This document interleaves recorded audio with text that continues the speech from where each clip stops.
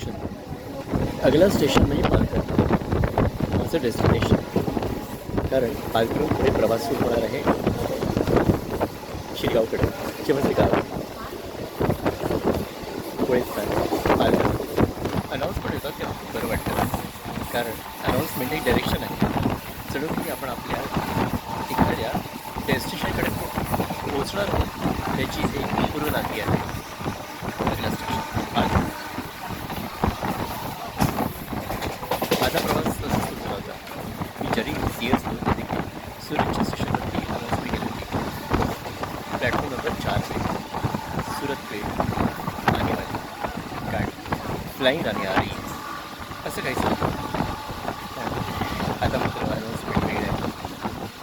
ऐकतो मी आता, करत नाही. आणि हे सगळे रूळ आहे. पाठी धावत आहे, गाडी पुढे चालते. गाडीमध्ये अगदी गर्दी आहे. कारण स्टेशन येत आहे आणि स्टेशन पालघर. पालघरचं वैशिष्ट्य म्हणजे वैशिष्ट्य एकच आहे, कारण ठिकाणचं गाव आहे. बरीच वैशिष्ट्य असते ना पालघरला. पुढे समुद्र किनारा आहे, शिरगाव साईडला, सरपट साईडला बरीच ठिकाणं आहेत जी तुम्हाला नक्कीच आवडतील.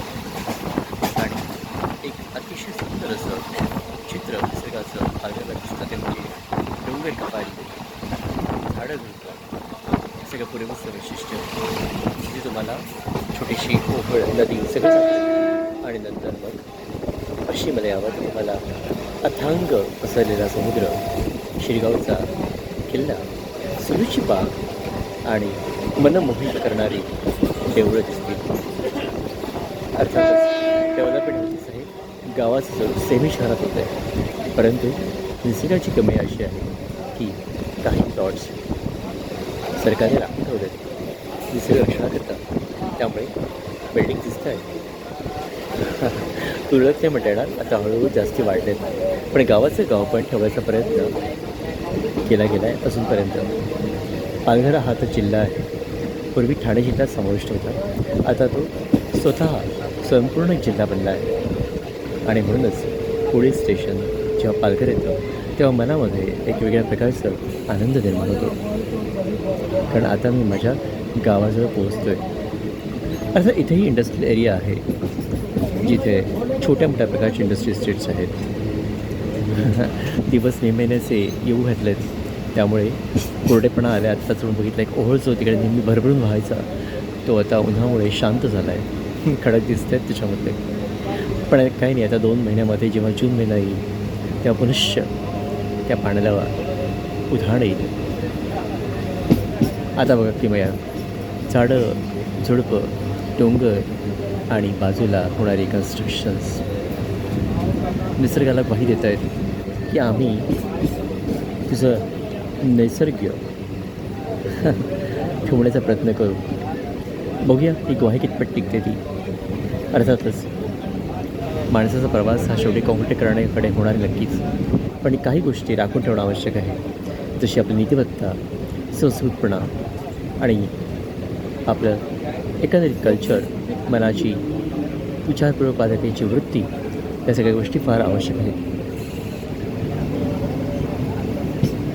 आणि त्यानंतर अर्थातच जिथे आपल्याला नेहमीच जाणवेल की निसर्गाचा निसर्गपण हे मानवनिर्मित जंगलाने देखील टिकवायचा प्रयत्न करणं आवश्यक आहे.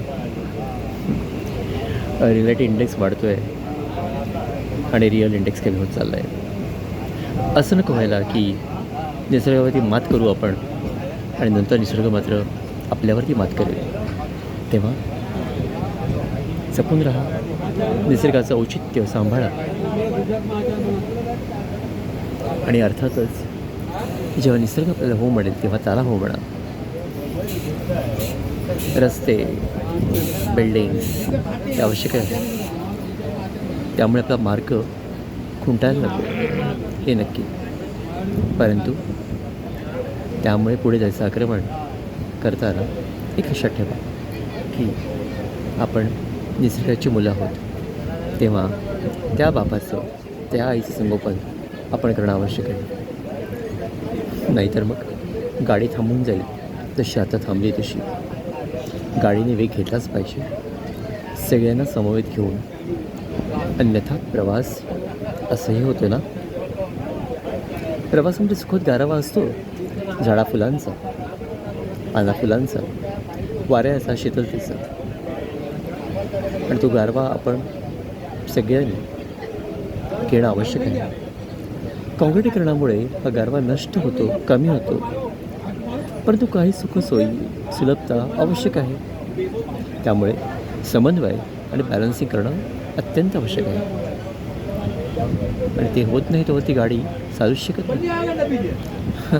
किती कोणी ओरडलं, किती कोणी बोललं तरी देखील निसर्ग हा आपला गुरुच आहे. आणि गुरुची पूजा नेहमीच करणं आवश्यक आहे. गुरु आपल्या संदर्भाने, आपल्या सगळ्या एकंदरीत वागणुकीने आपल्याला दाखवून देतो की तुझ्याबरोबर आहे. उन्हाळा, पावसाळा, हिवाळा मी केवळ तुमच्याबरोबरच आहे. गुरुचं हे महात्म्य आपल्याला कळणं आवश्यक आहे. आणि ते कळेपर्यंत उशीर झालेला बरा.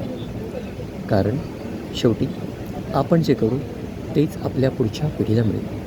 आणि पुढची पिढी त्याचे गोडवे गाईल. आणि म्हणूनच निसर्गाचं संरक्षण करा. आणि त्या दृष्टीनं अशी हालचाल आणि वाटचाल करा की गाडी आपली पुनश्च चालू होईल. चला तर मग निर्णय घ्या. मी आणि निसर्ग आम्ही बरोबरीने जाऊ. आणि अर्थातच आमच्यामध्ये कधीही दुर्वाद निर्माण झाला तरी देखील आम्ही निसर्गाचं म्हणणं मान्य करू. कारण तोच आपला देव आहे, तेच आपलं दैवत आहे, तोच आपला गुरु आहे, तोच आपला आईबाप आहे आणि तोच आपला सर्व कर्ता आहे. वळी आपण आता नेक्स्ट स्टेशनकडे. गाडी अजूनही हलत नाही आहे. मी वाट बघतो आहे. आणि आता तेच मला वाटतं तुम्ही सगळ्यांचे ऐकलं आहे ते खरंच तुम्ही पूर्णपणे अनुभवाल आणि मान्य कराल आणि आपली गाडी पुढे नेताल. चला तर मग आपण निसर्गाच्या आड जायला नको. मग निसर्गही आपल्या आड कधी येणार नाही. खरं आहे ना. Let's go. Next station is Palghar. पुढचं स्टेशन पालघर. अर्थातच आपलं आत्ताचं डेस्टिनेशन आहे पालघर.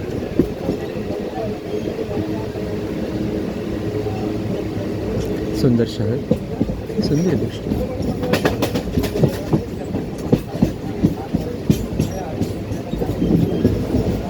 पालघर बंगले किती सुंदर आहेत बघा. छान वाटतात बघायला.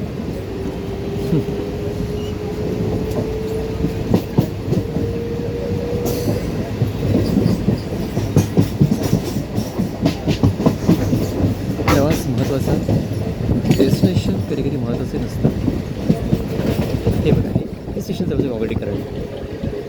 स्टेशन म्हटल्यानंतर लोक जवळ राहणारच ना.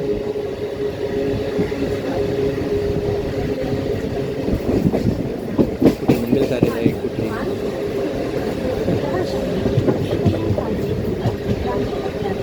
बिल्डिंग्स आहेत, कुठे शॉप्स आहेत. आणि हे बघा डिझेल इंजिन, लाईट मेक. त्या गोष्टी बघायला जाऊ बरं वाटतं एकदम मनातनं. आलं पालघर. भेटूयाच नंतर लवकर. मला उतरायचं आहे कारण जायचं शिरगावला, माझ्या गावी, माझ्या घरी.